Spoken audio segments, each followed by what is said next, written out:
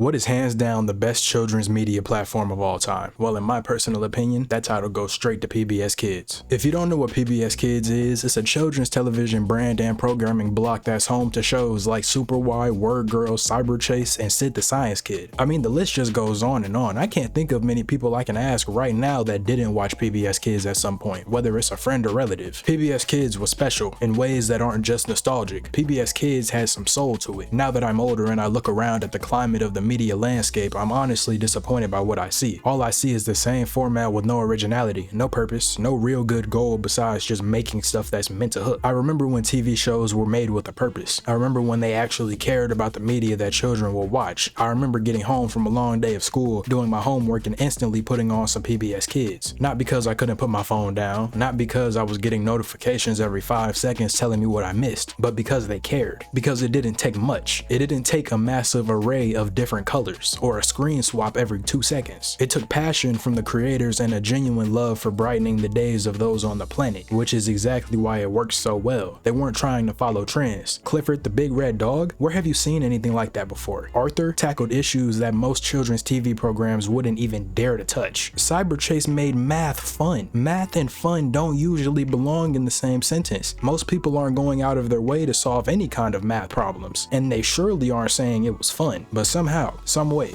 they made it fun. But what used to be the most legendary childhood media platform on the planet is in deep trouble. If you don't know, in 2025, the US Department of Education terminated the Ready to Learn grant. This immediately stripped tens of millions of dollars from children's educational programming. Throughout the years, the program helped fund the educational research and development behind shows like Super Y, Peg Plus Cat, Molly of Denali, and other PBS educational programming. But wait, there's more. Following this, the Trump administration also issued an executive order aimed at ending federal funding for PBS and NPR. Combined with later congressional funding cuts, the Corporation for Public Broadcasting, or CPB, ultimately lost more than $1 billion in long-term federal funding. In January of 2026, its board voted to dissolve the organization. But get this, earlier this year in March, a federal judge ruled the executive order unlawful, but the damage had already been done, and it was catastrophic. PBS Kids was reportedly forced to reduce its staff by roughly a third, among other consequences that followed from the funding cuts, which if you look at the state of the site right now, it's honestly sad. I don't know that they could get back to where they once were. They have new shows that are cut from the same cloth, but nothing feels the same. And it's not just because I'm older than I once was, it feels like the spark is gone. The first thing I thought when I loaded up PBS Kids was, what in the world is this? I know we used to watch some weird looking stuff growing up, but let's be for real. It's clear in the products that are coming from PBS Kids that something has changed. Even though they have the legacy shows, it feels like the spark that was there is gone. With such a catastrophic cut in funding, how do you possibly recover from something like that? How can you proceed to create content that satisfies the audience that was initially there? I can't prove it, but the funding cuts seem to have gutted the program. Not to the point where it's not operational, but enough to the point that it's noticeable that something changed. I'm an 18-year-old that hasn't watched PBS Kids in over a decade, but despite that fact, I can still remember vividly how it shaped how I saw media. It wasn't just slop thrown together with the hopes of pulling in cash. It was a genuine passion from creators that seemed to actually have an idea of what works for kids. And that's why PBS Kids worked.